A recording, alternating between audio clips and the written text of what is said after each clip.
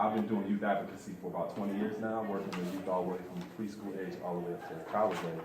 And I just purchased an estate about a year ago. So I'm doing renovations on it to actually house all of my projects, programs, and initiatives in one actual private institution. So it's going to be called the Atlantis School for Gifted Youngsters, and it's kind of based on the theme of the X-Men. So I'm the Black Professor Xavier. So yeah, we're going to be talking a little bit about continuity of care. And first, it's going to be interactive. So I want to ask you, what do you see in this? The reason why I wanted to share that is because it's important to understand that when a person doesn't see you right, they're probably not going to treat you right. Additionally, if a person doesn't treat you right, then they probably won't teach you right. And there's a huge disparity that goes on a lot of times in, especially inner city communities, where you have a teacher workforce or educators that don't look anything like the youth that they're engaged in every day. And there's oftentimes a lack of cultural competence when it comes to understanding where some of the youth are coming from. So my presentation is going to give you some tools and some insights into how to engage some of our youth. So what is continuity care?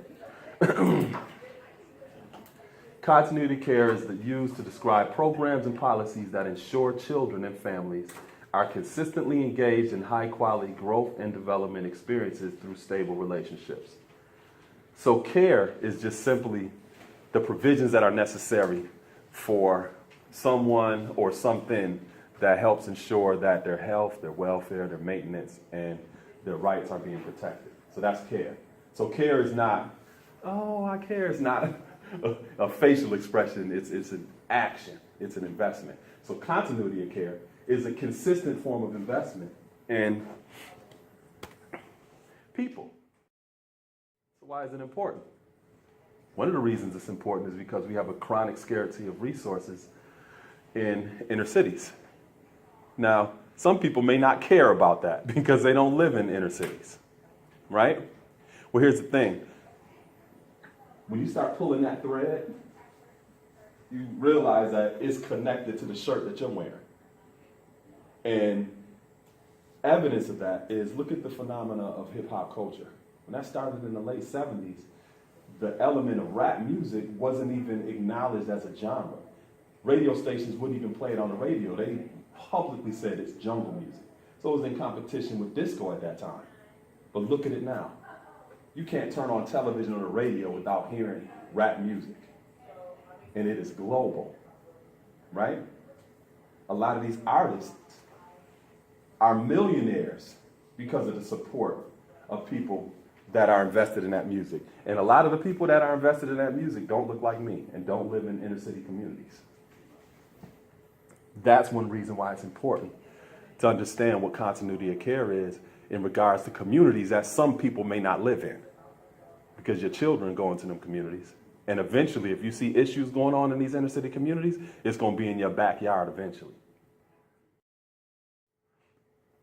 All children go through certain predictable developmental stages which demand developmentally appropriate practices. So for example, some parents, in my preschool, I'm starting to teach them about fine motor skills and how to just hold objects, right? And last year I had a student and I gave him a cup to drink something. I put it down, I was like, here, drink it. He took the cup and tried to drink out of this side, and it just spilled all the way down his shirt, right?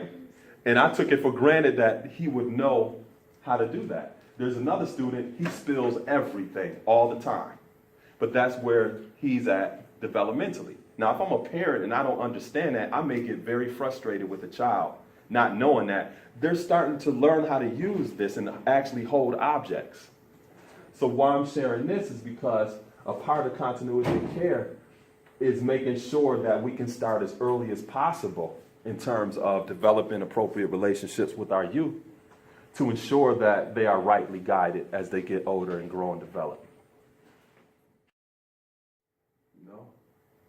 But the best approach is the restorative approach when it comes to dealing with our youth, where you have a high sense of control, but also a high sense of support. There's a balance there. And I say restorative because it implies that these qualities are already there in our children.